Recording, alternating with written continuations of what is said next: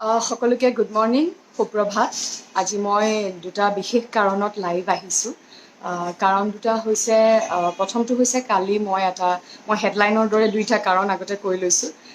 কালি মই এটা পোষ্ট দিছিলোঁ মোৰ ফেচবুক একাউণ্টত, আৰু দ্বিতীয়টো হৈছে মূলা গাভৰু নাটকখন। প্ৰথম কাৰণটো যিটো কালি মোৰ মই পোষ্ট দিছোঁ, সেই পোষ্টটোৰ বিষয়ে প্ৰথমতে মই নিউজ চেনেলছসমূহক, অসমৰ নিউজ চেনেলছসমূহক মই ক্ষমা বিচাৰিছোঁ যে মই বাইট দিয়া নাই।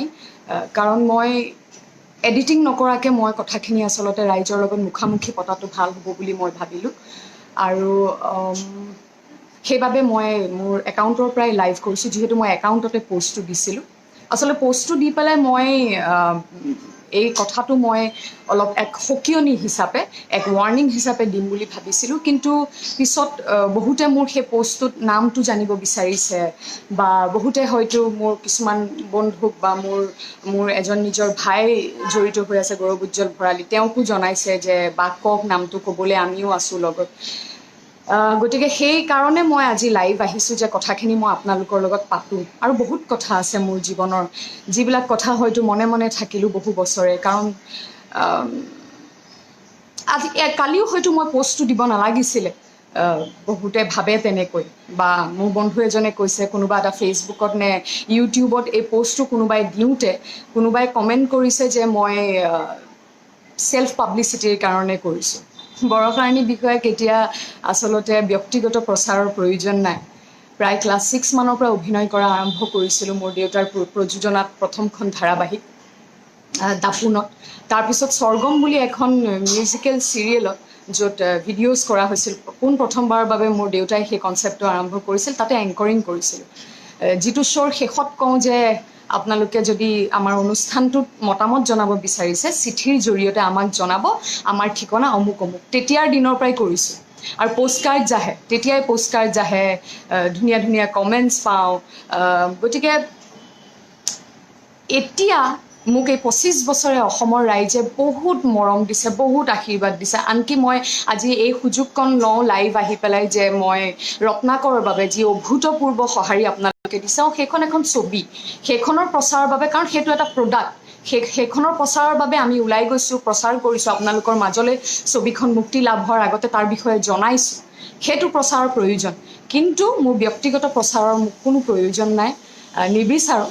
এইখিনি কথা মই এইকাৰণে ক'ব লাগিব, কিয়নো আমি যদি নাৰী সবলীকৰণৰ কথা পাতিছোঁ, আমি নাৰী সম অধিকাৰৰ কথা পাতিছোঁ, নাৰী সুৰক্ষাৰ কথা পাতিছোঁ, বেটি বচাও বেটি পঢ়াওৰ কথা পাতিছোঁ, আৰু আমাৰ নাৰীয়ে যদি সেই কথাখিনি সন্মান নকৰে, তেনেহ'লে এই কথাবিলাকৰ অৰ্থ কি আছে? কাইলৈ দেখিব এনেকুৱাবোৰ মহিলা গৈ পেলাই বেটি বচাও বেটি পঢ়াওৰ অনুষ্ঠানত আগশাৰীত মুখ্য অতিথি হৈ পেলাই ধুনীয়া মেখেলা চাদৰ পিন্ধি বহি থাকিব। হ'বনে আমাৰ সঁচাকৈ? আমি পামনে সেই সম অধিকাৰ? পামনে সেইখিনি সুৰক্ষা? নেপাওঁ। গতিকে কালি মই দিয়া পোষ্টটোৰ দুটা কাৰণ আছে। প্ৰথমটো হৈছে যে সেই পোষ্টটো হৈছে এটা হুংকাৰ, সেই বেমাৰী মানসিকতাৰ সকলৰ বাবে, যাৰ অসুস্থ মানসিকতা, যিয়ে নাৰীক ক্ষুদ্ৰ সামগ্ৰী বুলি ভাবে, তেওঁলোকৰ বাবে এক হুংকাৰ। আৰু দ্বিতীয়টো হৈছে যে মই এক জাননী, এক সতৰ্কবাণী দিব বিচাৰিছোঁ উঠি অহা প্ৰজন্মৰ যিসকলে অভিনেত্ৰী হ'ব বিচাৰে বা মডেলছ হ'ব বিচাৰে, মই তেওঁলোকক সাৱধান কৰিব বিচাৰিছোঁ যে এনেধৰণৰ দুষ্ট লোকৰ এই চলাহী কলা কথাত বা প্ৰলোভনৰ বলি যাতে নহয়। কিয়নো মই নিজেই দেখিছোঁ, আজি 25টা বছৰত মই নিজেই দেখিছোঁ যে কম্প্ৰমাইজ কৰিছে, হয়তো কোনোবাই কম্প্ৰমাইজ কৰি কাম নেপায় এটা সময়ত হতাশ হৈ নিজৰ প্ৰাণ ত্যাগ কৰিছে, কোনোবাই হয়তো কান্দি কাটি সপোনৰ ডেউকা ভঙা তেনেকৈ পংগু হৈ পেলাই ঘৰলৈ উভতি গৈছে আৰু চিৰদিনৰ বাবে ডিপ্ৰেশ্যনত মই মোৰ ফ্ৰেণ্ড লিষ্টৰ সকলোকে অনুৰোধ জনাইছোঁ, মই এতিয়া লাইভ আহি আছোঁ, কাইণ্ডলি মোক মেছেঞ্জাৰত কল নকৰিব, মই খুব গুৰুত্বপূৰ্ণ কথা পাতি আছোঁ এতিয়া। কালি মই ঘটনাটোলৈ যাওঁ। প্ৰথমে মোলৈ কল কৰিলে আগদিনাখন ৰাতিয়ে উক্ত মহিলাগৰাকীয়ে। তাৰপিছত ফোন কৰি পেলাই মোৰ যেনিবা অলপ শাৰীৰিক অসুস্থতা আছিল, মই সোনকালে শুই গ'লোঁ, মই কলটো মিছ কৰিলোঁ। নেক্সট ডে মই কল কৰিলোঁ, কল কৰোঁতে মোক ক'লে যে মোৰ ফোনটো কিবা প্ৰব্লেম হৈ আছে, মই হোৱাটছএপত কল কৰোঁ তোমাক। মই আগতে কৈ থওঁ যে মই অলপ টেকনিকেলি চেলেঞ্জ মানুহ, মই বহুত কথা বুজি নাপাওঁ। কল ৰেকৰ্ডিং কৰিবলৈও সেইখিনি সময়ত মগজুলৈ নাহে, আৰু হোৱাটছএপত হয়তো কল ৰেকৰ্ডিং কৰাৰ সেই সুবিধাকণ নাই। কিন্তু কালি ৰাতি মোৰ দাদাই অলপ অনলাইন চাৰ্চ কৰি পেলাই মোক কৈছে যে নাই, হোৱাটছএপতো সেইবিলাক সুবিধা আজিকালি আছে। বাৰু মই চাই ল'ম, সেইটো পিছৰ কথা।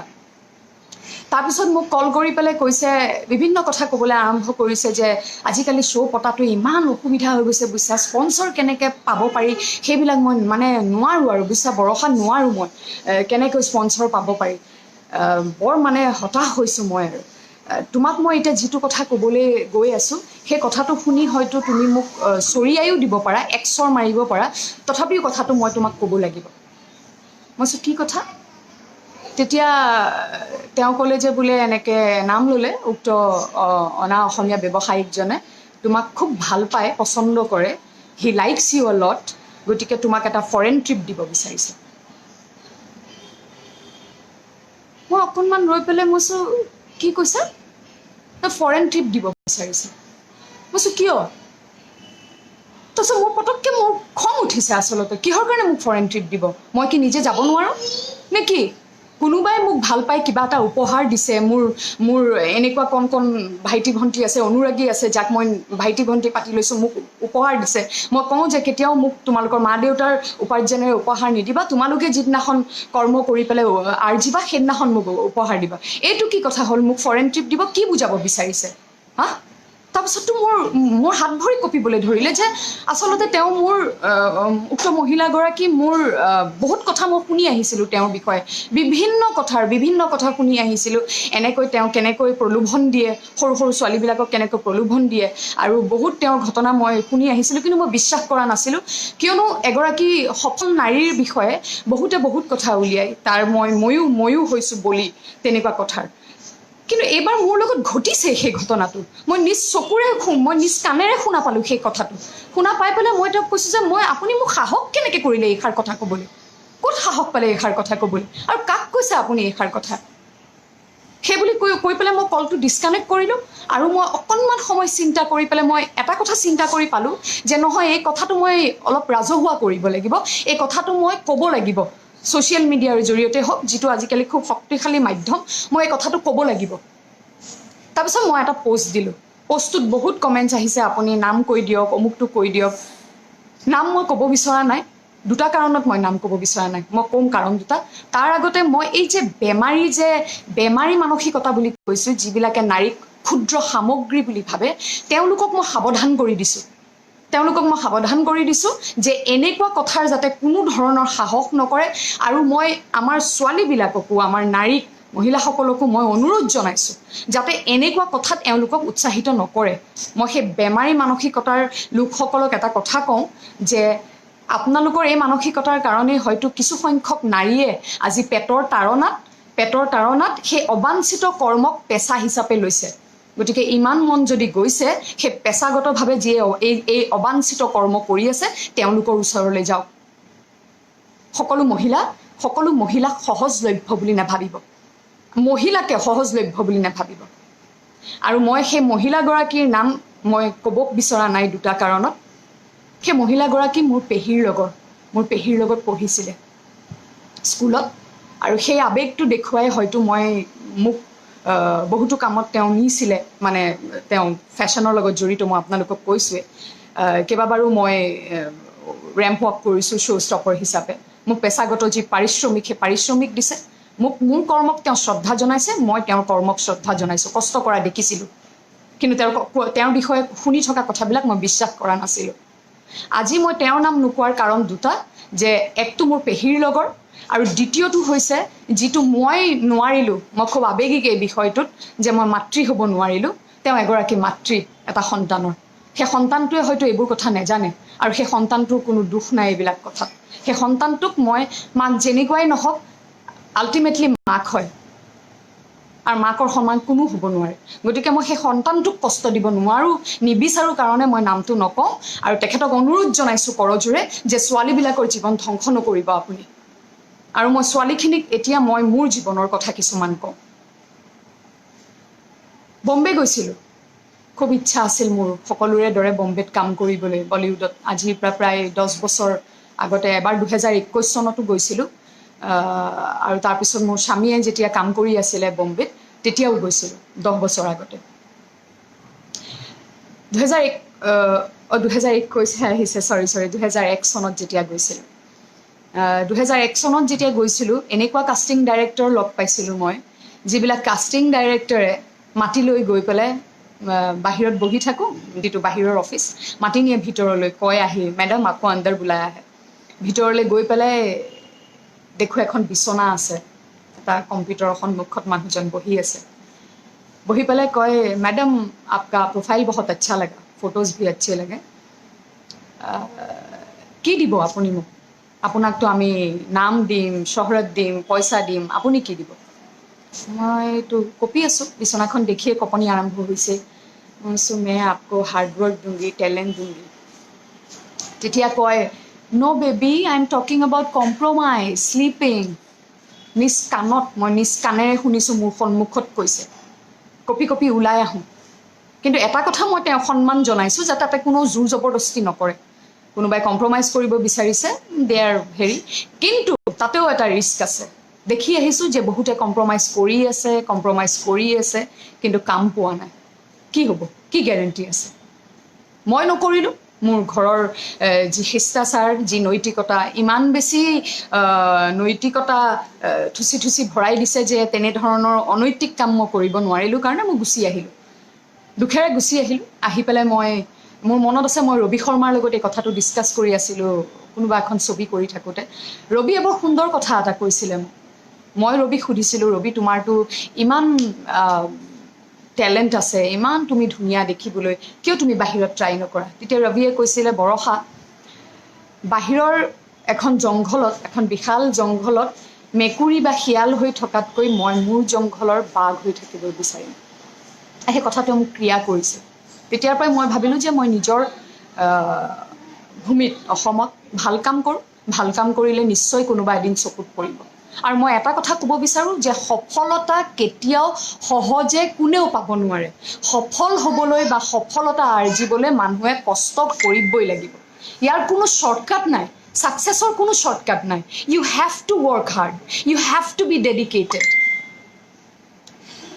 তাৰপিছত গুচি আহিলোঁ তাৰপিছত মই যেতিয়া স্বামীৰ লগত আছিলোঁ এখন চিৰিয়েল কৰি আছিলোঁ আপোনালোক সকলোৱে দেখিছিলে এখন চিৰিয়েল অৱশেষত পালোঁ পিছত আৰু যেতিয়া বহুত বছৰৰ পিছত 7-8 বছৰৰ পিছত গৈছিলোঁ চিৰিয়েল এখন পালোঁ চিৰিয়েলখন কৰি থাকোঁতে যিজন ডাইৰেক্টৰ এদিন তেওঁ মোৰ পিঠিত হাত ফুৰাই কথা ক'লে কোনোবাই পিঠিত এনেকৈ পটককৈ হাতটো মাৰি কথা ক'ব পাৰে সিমানখিনি লিবাৰেল সিমানখিনি অ'পেন মাইণ্ডেড মই হয় কিন্তু হাত ফুৰোৱাৰো আমাৰ নাৰীসকলৰ এনেকুৱা এটা ছিক্স চেন্স আছে এনেকুৱা এটা ইনষ্টিংক্ট আছে যে আমি গম পাই যাওঁ যে সেই হাত ফুৰোৱাৰ অৰ্থটো কি সেইদিনাখনে সেই কামটো বাদ দিছিলোঁ আৰু অসমলৈ ঘূৰি গুচি আহিছিলোঁ আৰু কাণত ধৰিছিলোঁ যদি ইয়াত মোৰ কাম দেখি কোনোবাই মাতি নিয়ে মই কৰিম কিন্তু ভৱিষ্যতে মই আৰু তাতে গৈ কাৰো দুৱাৰত টুকুৰিয়াই পেলাই মই কাম বিচাৰিবলৈ নাযাওঁ গতিকে নাৰীৰ কাৰণে যদি আমি এক সুৰক্ষিত সমাজ বিচাৰিছোঁ আমি নিজেই অলপ সবল হ'ব লাগিব শক্তিশালী হ'ব লাগিব আমাৰ ঘৰত দুৰ্গা পূজা পাতে নেজানো দুৰ্গা পূজা অৰ্থ কি বা দুৰ্গা পূজাই কি কৰিব মোৰ মনৰ আশা মই বম্বেত এখন হিন্দী চিনেমা কৰিব বিচাৰিছোঁ তৎক্ষণাত সেই পূৰণ নহয় কিন্তু এটা কথা শিকিছোঁ সেই সৰুৰ পৰা এতিয়ালৈকে প্ৰতিমাক দেখি দুৰ্গাৰ প্ৰতিমাক যে মহিষাসুৰক বধ কৰি থাকে এটা কথাই শিকিছোঁ যে অন্যায়ৰ প্ৰতিবাদ কৰিব লাগে অন্যায়ৰ প্ৰতিবাদ কৰিব লাগে আৰু শেষত সদায় ভালৰ জয় হয় কেতিয়াও ভুলৰ জয় হ'ব নোৱাৰে কেতিয়াও বেয়াৰ জয় হ'ব নোৱাৰে গতিকে কালি মই পষ্টটো দিলোঁ বহুতেই মোক কৈ আছে নাম কওক নামটো মই এই দুটা কাৰণ মই ক'লোৱে যে তেওঁ এগৰাকী মাতৃ মই সেই মাতৃগৰাকীক সন্মান জনাওঁ মই নামটো নকওঁ কিন্তু আপোনাৰ বিষয়ে মই বহুত কথা জানিছোঁ বহুত ছোৱালীয়েও মোক মেছেজ দিছে কান্দি কাম নকৰি উভতি গৈছে ঘৰলৈ আপোনাৰ তেনেকুৱা প্ৰস্তাৱৰ বাবে প্ৰলোভনৰ বাবে নকৰিব আপুনি মহিলা ন এগৰাকী নকৰিব নেপায় মই দ্বিতীয় বিষয়টোলৈ আহিছোঁ আৰু দ্বিতীয় বিষয়টো হৈছে মূলা গাভৰু নাটকখন আবাহন থিয়েটাৰৰ প্ৰস্তুতি পৰাশৰৰ নেতৃত্বত তেওঁলোকে এইবাৰ মঞ্চস্থ কৰিলে অভিজিত ভট্টাচাৰ্যৰ দ্বাৰা ৰচিত আমাৰ ইতিহাসৰ পৃষ্ঠা লুটিয়াই তেওঁ জীৱন্ত কৰি তুলিলে মঞ্চত মূলা গাভৰু, বীৰাংগনা মূলা গাভৰু। নাটকখন চাই পেলাই কালি মই কেইবাটাও দৃশ্যত মোৰ গাৰ নোম থিয় হৈছে, মোৰ বুকুখন কঁপি উঠিছে, সংলাপত বুকু কঁপি উঠিছে। মূলা গাভৰুৰ চৰিত্ৰটোৰ লগত একাত্ম হ'ব পাৰিছোঁ। সেই যে স্বদেশ প্ৰেম, জাতীয়তা বোধ, সেই বস্তুবোৰৰ এক বুজাব নোৱাৰা এক অনুভৱে মোক আৱৰি ধৰিছিলে, হেঁচা মাৰি ধৰিছিলে। আৰু মই গৌৰৱ অনুভৱ কৰিছিলোঁ কালি পুনৰবাৰ যে ভ্ৰাম্যমান থিয়েটাৰৰ দৰে এক কলাৰ মাধ্যম আমাৰ অসমত আছে, যিটো বিশ্বতে বিৰল ক'তো নাই। আৰু তাৰ সেই মাধ্যমৰ আচলতে শুদ্ধ প্ৰকৃত ব্যৱহাৰ হৈছে মূলা গাভৰু নাটকখন মঞ্চস্থ কৰি। সেই মাধ্যমৰ আচলতে উচিত ব্যৱহাৰ কৰা হৈছে বুলি মই ভাবোঁ। সময়ে সময়ে দেখা গৈছে বিভিন্ন বিষয়ক লৈ পেলাই ভ্ৰাম্যমান থিয়েটাৰক কলংকিত কৰিবলৈ চেষ্টা কৰা হৈছে, ম্লান পৰিছে কিছু কিছু সময়ত তাৰ গৌৰৱ উজ্জ্বল ইতিহাস। কিন্তু কালি মই যিটো দেখিলোঁ, কোনে কৈছে যে ভাল নাটক নাই হোৱা, ভাল নাটক কৰিব নোৱাৰি? ই এক ইমান শক্তিশালী মাধ্যম যে হয়তো আজি ইতিহাসৰ পৃষ্ঠা লুটিয়াই আমাৰ হয়তো সময় নাই সেই বীৰ শ্বহীদসকল বা বীৰাংগনাসকলৰ কথা পঢ়িবলৈ, কেনেকৈ স্বদেশ প্ৰেমৰ বাবে নিজৰ প্ৰাণৰ আহুতি দিছিলে।